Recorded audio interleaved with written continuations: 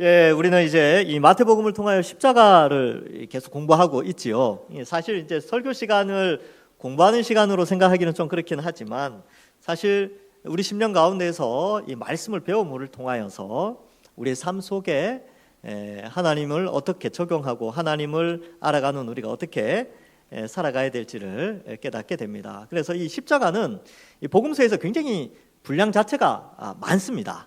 그리고 그 기록하는 그 내용들이 굉장히 좀 많이 디테일하게 자세하게 기록하고 있습니다. 이유가 있습니다. 왜냐하면 이 성도들이 이 마태복음, 마가, 누가, 요한복음을 읽을 때 이 십자가에 대해서 좀 깊이 있게 이해하고 좀 깊이 있게 좀 폭넓게 알아가기를 하나님이 원하시는 것이지요.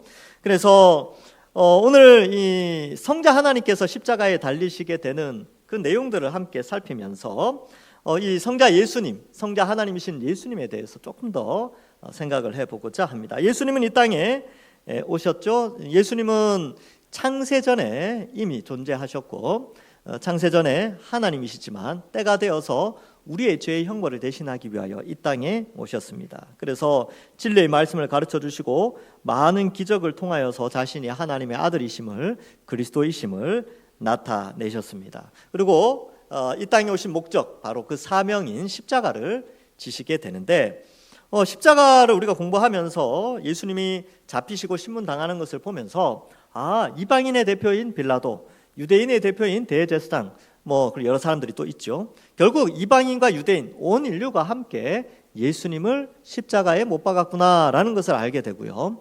뿐만 아니라 예수님은 온 인류를 위하여서 십자가에서 달려 죽으셨구나라는 것도 함께 살펴보았습니다. 뿐만 아니라 예수님이 십자가에 달리신 것은 전 인류의 죄의 형벌을 대신하시기 위하여서 십자가에 달리신 것이다 라는 것을 우리가 살펴보았습니다. 그래서 우리가 받아야 될 수치와 조롱을 예수님이 십자가에서 대신 받으시고 우리가 받아야 될 그 고통을 예수님이 대신 십자가에서 받으셨다라는 것을 함께 또한 살펴보았습니다. 오늘도 역시 이 십자가에 달리신 성자 하나님의 모습을 통해 십자가의 의미를 조금 더 알아가고 은혜 받는 시간이 되기를 간절히 소망합니다. 우리는 21세기에 살고 있지요. 그렇지만 2000년 전 골고다 십자가에서 일어난 이 일들을 이제 오늘 본문 말씀을 통해서 조금 더 생생하게 살펴보고자 합니다. 45절에 보면 제6시로부터 온 땅에 어둠이 임하여 제9시까지 계속되니, 예수님이 십자가에 달리셨는데 그때의 상황을 시간으로 좀 설명하는 부분이 있죠. 6시에서 9시 이렇게 되어 있는데 우리가 잘 쓰지 않는 표현 방식입니다.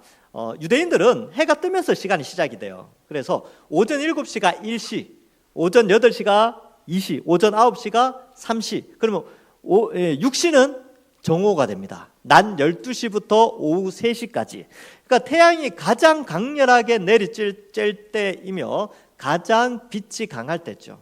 그러나 바로 그때에 예수님이 십자가에 달리심으로 말미암아 바로 그 태양빛도 그 빛을 잃어가는, 실제로 태양 자체가 빛을 잃은 것은 아니고 아주 이 두터운 구름층이 하늘을 덮었죠. 태양이 빛을 잃어버리면 지구가 큰 문제가 생기니까 그 예수님이 십자가에 달리실 때에 이 이스라엘 지역에 아주 큰 구름, 두터운 구름 기둥이 끼어서 흑암이 찾아오게 됐지요. 이것은 결국 자연 만물도 하나님의 그 성자 하나님의 십자가를 좀 슬퍼하는 그런 장면인 것으로 보이기도 하고요. 또 한편으로는 상징적으로 예수님의 죽음의 그 안타까움을 이 어둠이 묘사하고 있다. 빛으로 오신 예수님께서 십자가에 달리심으로 이러한 어두움이 임하였다라는 것을 또한 상징적으로 보여주고 있습니다.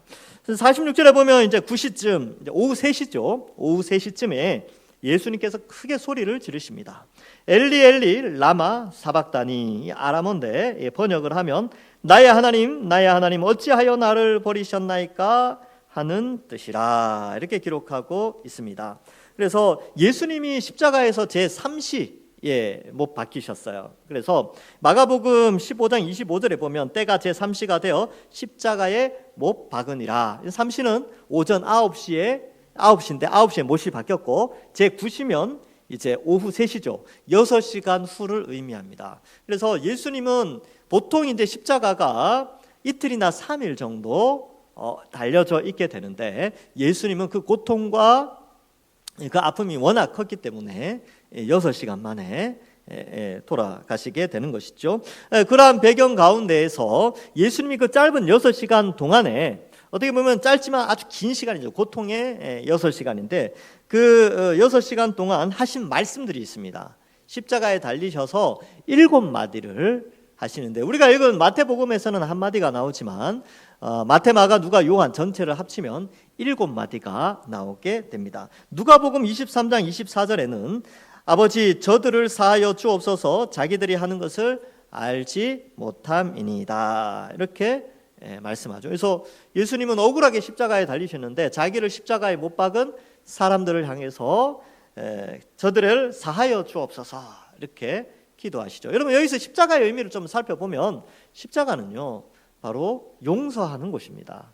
죄인들을 위하여, 죄인들을 대신하여 십자가에 못 박히셨는데, 예수님 자기를 십자가에 못 박은 그 로마 군인들과 대제사장들, 유대인들, 또 빌라도까지 합쳐서 다 그들의 죄를 그들에게 돌리지 말라고 예수님이 말씀하고 있는 것이죠. 그래서 십자가는 용서의 십자가입니다. 우리도 마찬가지죠. 우리가 우리의 죄로 말미암아 사실 우리가 받아야 될 벌을 예수님이 대신 받은 것은 결국 우리가 예수님을 십자가에 못 박은 것과 같은데, 예수님은 십자가에서 우리의 죄를 용서해 달라고 십자가에 달려 죽으신 것이지요. 나중에 스데반도 이 예수님처럼 돌에 맞아서 순교할 때에 저들의 죄를 저들에게 돌리지 말라고 이 말을 하게 되지요. 두 번째 말은, 내가 진실로 내게 이르노니 오늘 네가 나와 함께 낙원에 있으리라. 누가복음 23장 43절에 예수님께서 한평 강도에게 네가 오늘 나와 함께 낙원에 있으리라, 이 말씀을 하신 것은 아무리 악한 삶을 살았다 하더라도 예수님을 믿는 사람은 구원을 받는다라는 것을 십자가에서 보여주고 있습니다. 그래서 십자가의 의미를 생각해 볼 때 십자가는 바로 용서, 그리고 구원, 그리고 인간의 노력과 삶의 결과가 아닌 전적인 하나님의 은혜요, 그리고 믿음으로 말미암아 구원받는다는 것을 가르쳐주고 있습니다.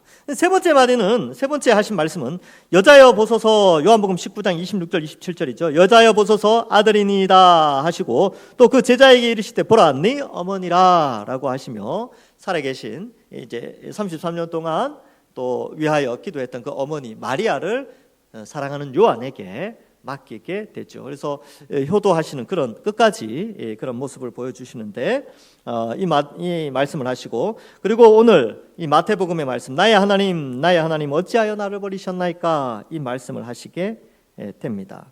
그리고 요한복음 19장 28절에는 내가 목마르다라고 말씀하게 됩니다. 그리고 요한복음 19장 30절에는 다 이루었다.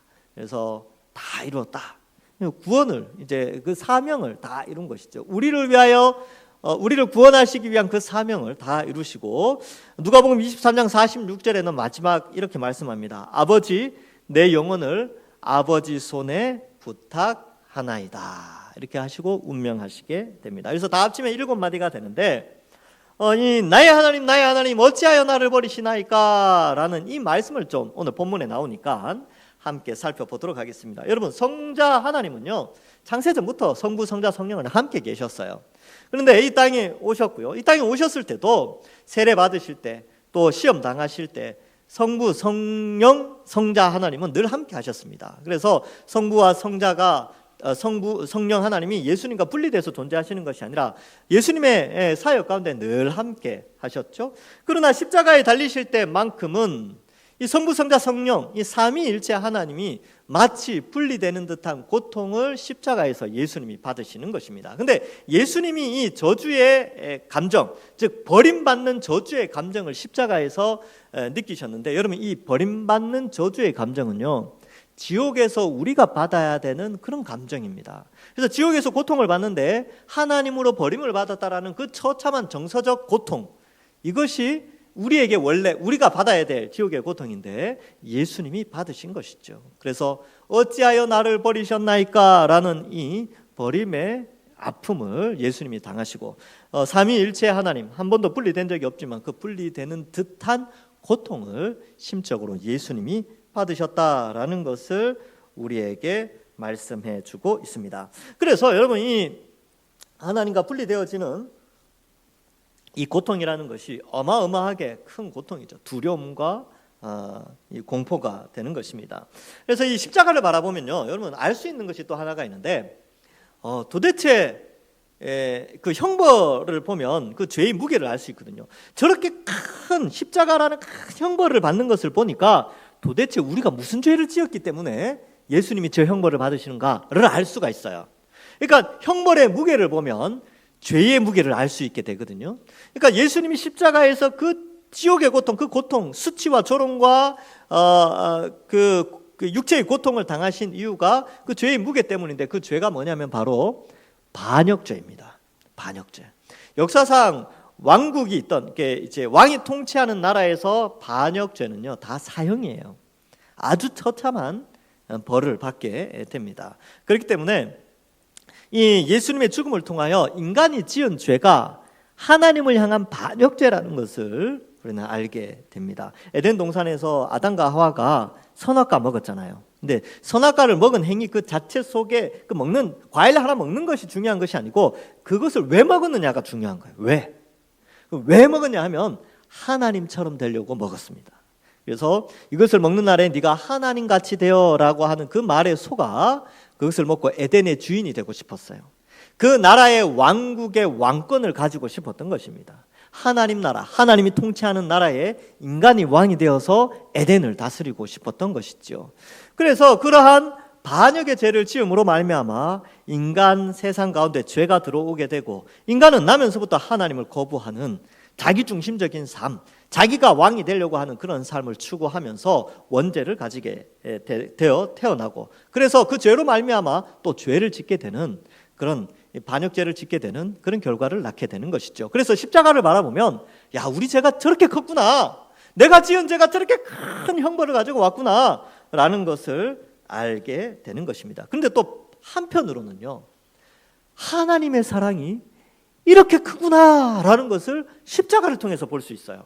우리가 받아야 될 나의 죄의 무게가 이렇게 큼에도 불구하고 어마어마하게 큰 죄를 지어서 우리 스스로는 그 죄를 해결할 수 없음을 우리가 십자가를 통해서 깨닫게 되는데, 그 십자가를 보는데 하나님의 크신 사랑, 나의 죄의 형벌을 대신하기 위하여 성자 하나님이 나의 죄의 형벌을 대신하기 위하여 십자가에 매달리셨구나, 그 사랑이 너무나 크구나 라는 것을 또한 더불어 깨닫게 됩니다. 그래서 십자가는요, 하나님의 공의가 나타나요. 이 공의가 뭐냐면 죄는 미워하는 거죠.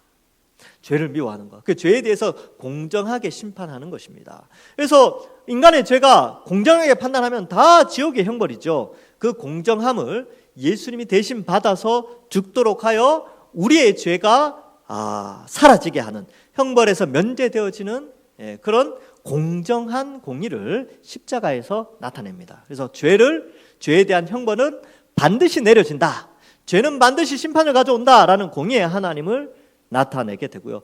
두 번째로 사랑을 나타냅니다. 하나님은 인간을 만들어 놓고 자기 형상대로 만들어 놓고 다 지옥 보내는 것이 아니라 형상대로 하나님의 이미지대로 창조된 인간을 사랑하셔서 그들이 구원받을 수 있도록 예수님을 믿는 자는 누구든지 하나님의 백성이요 하나님의 자녀가 되는 권세를 또한 주셨습니다. 바로 예수님을 이 땅에 보내심으로, 예수님은 순종하심으로 성령 하나님은 우리 속에 오셔서 우리의 타락한 지성과 감정과 의지를 변화시켜 주셔서 예수님을 믿도록 하신 것이죠. 그래서 하나님의 크신 사랑, 이것을 우리에게 가르쳐 주고 있습니다. 자, 이제 47절 이하의 내용들을 조금 더 살펴보면요, 거기 섰던 자 중 어떤 이들이 듣고 이르되 이 사람이 엘리야를 부른다 하고, 엘리 그러니까 이거 들으면서 저 엘리야를 이야기하나 보다 라고 생각을 했던 것이죠. 그래서 듣고 이르되 이 사람이 엘리야를 부른다라고 하고, 또 어떤 사람은 그 소리를 지르는 걸 보니까 고통이 너무 심했던지 예수님의 고통을 줄여주고자 신포도주, 모략을 탄 신포도주, 그러니까 일종의 마취제라고 지난주에 말씀드렸습니다. 원래 이게 이 신포도주는 십자가에 달리기 전에 먹는 것인데 그 고통이 너무 심하니까 또 여기 보면 해면이라고 되어 있는데 영어 번역에 보면 스펀지라고 번역이 되어 있습니다. 그래서 물을 흡수하는 이 해면을 가지고 적셔서 예수님의 입에 갖다 대지만 사람들이 말리죠. 그래서 그 중에 한 사람이 해면을 가져다가 신포도주를 적셔 갈대교에 마시게 하는데 49절에 보면 그 남은 사람들이 이르되 가만히 두라, 엘리야가 와서 그를 구원하나 보자 하더라. 이것도 조롱이죠. 이것도 조롱입니다. 야, 나도 엘리야가 와서 구원하는지 한번 보자. 저가 엘리야 부르는 것 같은데, 야, 한번 지켜보자. 그걸 뭘 그런 걸 먹이고 그러냐라고 했다는 것입니다. 여러분, 이 장면을 보면서 여러분 지금 십자가에 달리셨는데 많은 사람들이 조롱을 하지요. 지나가는 사람들, 또 대제사장과 서기관들, 또 여기 엘리야를 부른다고 조롱하는 사람들. 근데 여러분 이 장면이 그 인간 세상의 어떤 그런 모습을 단편으로 보여주는 거예요. 타락한 인간의 모습이 어디까지 끔찍하게 변할 수 있느냐. 여러분 십자가는요 정말 비참한 거예요. 가시관을 예수님이 쓰셨잖아요. 그러면 얼굴에 피가 흐르죠. 그리고 채찍에 맞으셨어요. 살이 뜯겨져 나가는 채찍에 맞았기 때문에 온몸이 피로 물들었단 말이죠. 옷을 입고 있을 때는 모르지만 그 옷을 벗기고 속옷까지 다 벗겼잖아요. 그 수치와 조롱과 그 고통, 피가 막 온몸에 낭자하단 말이죠.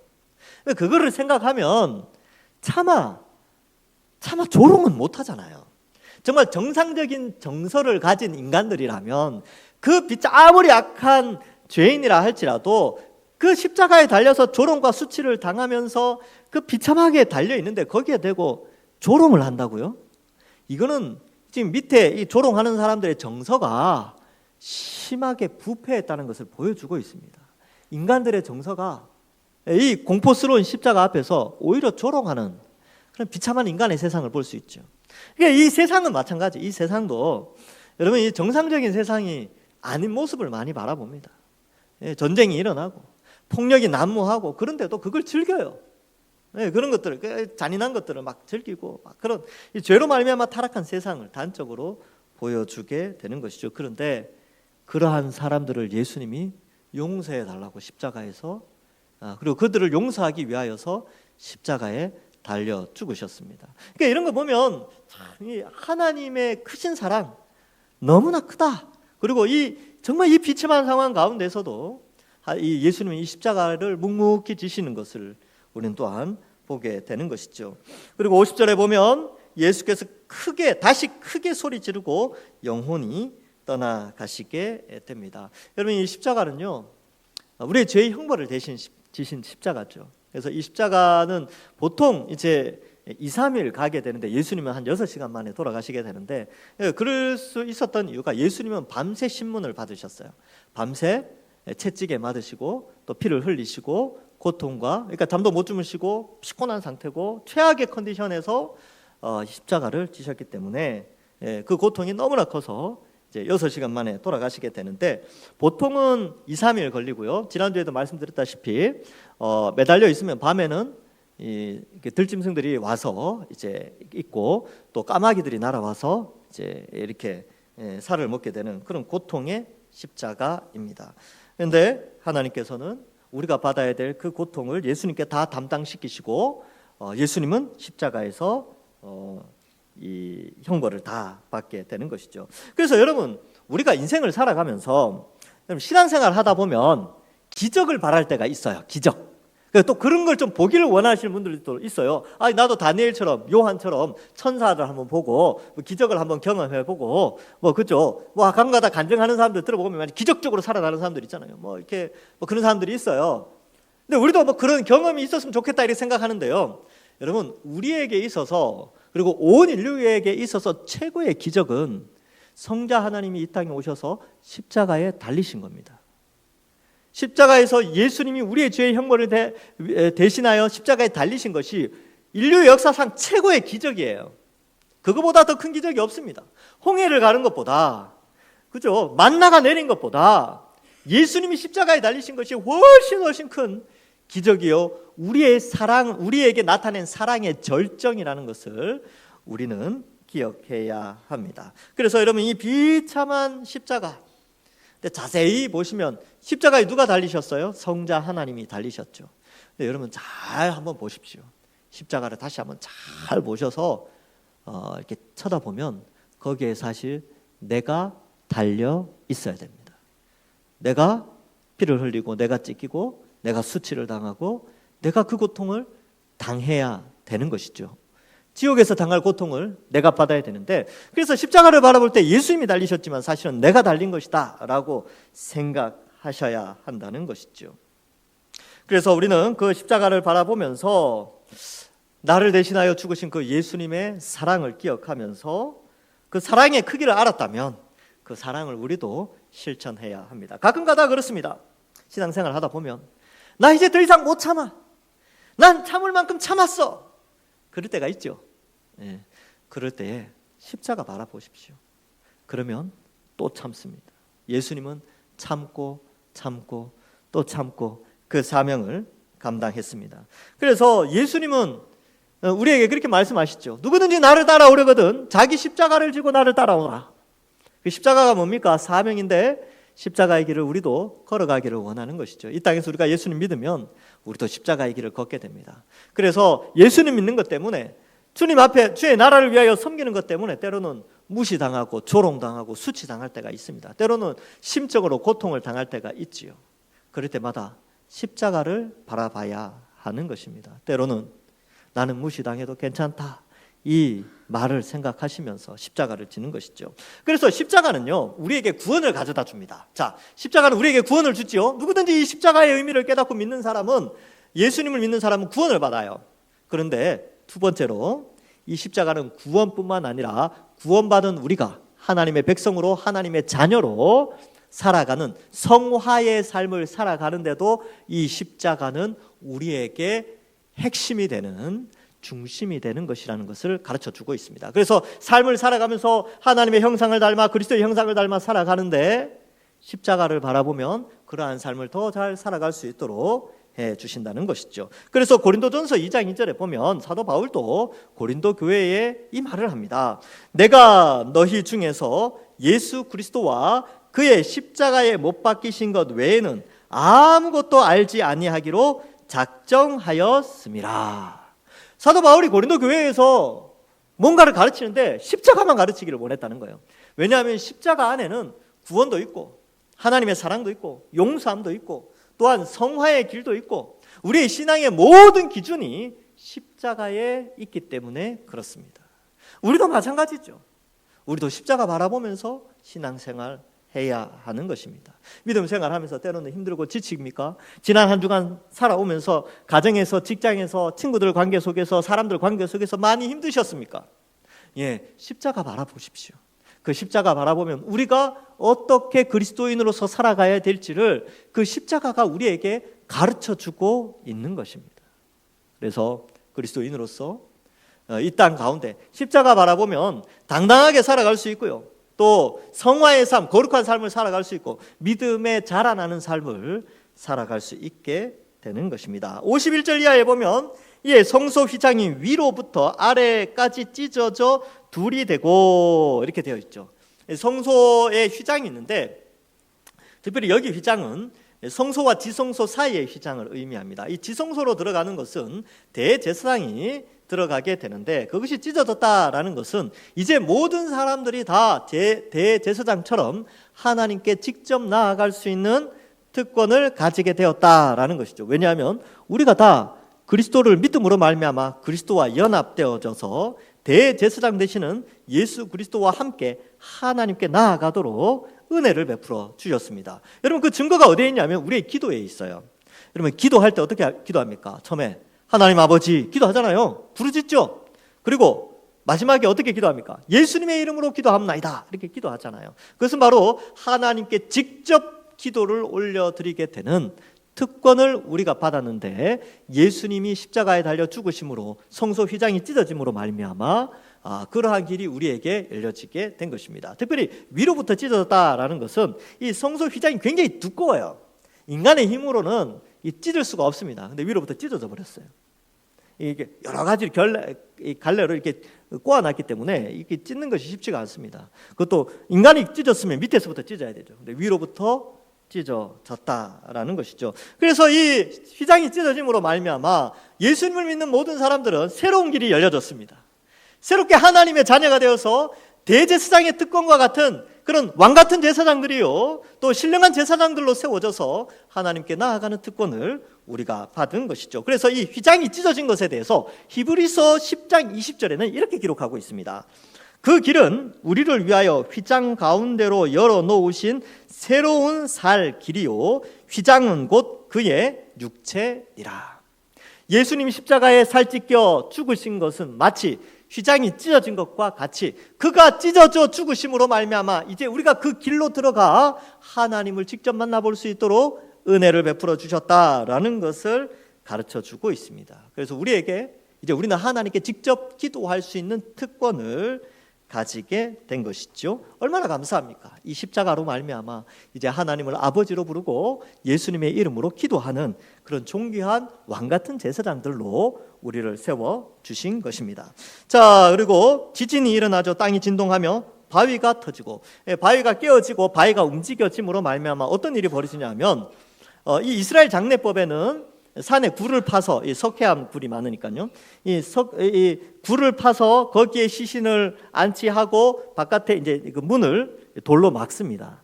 근데 이 지진이 일어나므로 돌이 깨어지고 돌이 옮겨짐으로 말미암아 무덤 문이 열리게 되는 거예요. 그래야 안에 있는 사람이 나올 수 있거든요. 그래서 어떤 일이 벌어졌냐 하면 52절에 무덤이 열리며 자던 성도들의 몸이 많이 일어나대. 무덤 문이 열려야 그들이 나올 수 있으니까요. 그래서 예수님 믿던 사람들 중에 죽은 사람들이 많이 일어났어요. 그러니까 예수님은 죽으셨지만 예수님 믿은 자들은 살아나는 그런 역사가 실제로 일어났다라는 것을 말해주고 있습니다. 그런데 그들이 53절에 보면 부활 후에 그들이 무덤에서 나와 거룩한 성에 들어가 많은 사람들에게 보이니라. 이걸 이제 두 가지로 생각해 볼 수 있는데, 여러분 이 예수님이 죽으실 때, 그러니까 이 금요일 날 오후 3시에 돌아가셨어요. 요일로 치면. 근데 그때 죽은 자들이 살아나게 됐어요. 근데 예수님의 부활은 주일날 새벽이거든요. 그러면 이들이 부활한 사람들이 무덤에 계속 있었겠느냐? 요 의문이 생기고, 그 다음에 그들이 이제 이렇게 표현한 것은 그들이 만약에 무덤에서 나왔다면 그들의 집으로 돌아갔겠죠. 그런데 금요일 오후 3시인데 금요일 저녁 6시부터는 안식일이 시작돼요. 쉽게 움직일 수가 없습니다. 그리고 그런 규례들이 있죠. 그러니까 집으로 갔다 하더라도 움직일 수 있는 것은 안식 후 첫날 움직일 수 있고 들어간 곳이 예루살렘 성이다. 이렇게 해석할 수 있고, 아니면 실제로 무덤 안에 실제로 그들이 살아났지만 무덤 속에서 회복하고 있다가 이제 안식 후 첫날 주님이 부활하신 날 이렇게 나왔다, 이렇게 해석할 수도 있는데 정확하게는 알지 못하지만 그렇게 이해를 하시라는 것입니다. 자, 그래서 이 무덤에 있던 자들이 53절에 보니까 거룩한 성에 들어가서 이제 예수님 부활하신 날 예루살렘에 들어가서 많은 사람들에게 보였습니다. 그래서 예수님의 십자가는 죽은 자를 살리는 십자가예요. 우리를 왕 같은 제사장으로 삼아 주신 십자가이지만 또한 죽은 자를 살리는 부활을 상징하는, 여기 나오는 이것은 앞으로 예수님의 재림으로 완성될 영원한 부활을 상징하는 징조로서 미리 보여주게 된 것입니다. 54절에 백부장이 말하죠. 이 모든 일, 하늘이 캄캄해지고 지진이 일어나고 이런 걸 보면서 이 백부장이 이는 하나님의 아들이었도다 라고 고백하는데, 이 백부장은 이방인입니다. 로마 사람이에요. 이 백부장이 뭐냐면 100명의 로마 군대를 거느리는 사람, 요즘으로 계급으로 치면 한 대위쯤 됩니다. 근데 이 십자가상에서 이것을 총 이제 관리하고 지휘하던 백부장이었는데, 그가 이것을 보고 이는 진실로 하나님의 아들이었도다, 이 표현을 통하여서 예수님을 보고 믿는 자는 이방인도 믿을 수 있는, 이방인도 이제 하나님의 백성이 될 수 있다는 것을 십자가를 통하여서 보여주게 되는 것이죠. 여러분, 우리는 다 이방인이에요. 유대인 손 들어보세요. 없잖아요. 근데 여러분, 이 십자가로 말미암아 이방인인 우리가 이제 하나님을 아버지로, 하나님의 백성으로 부름을 받게 된 것이죠. 자, 그래서 이러한 십자가의 의미를 보여주고요.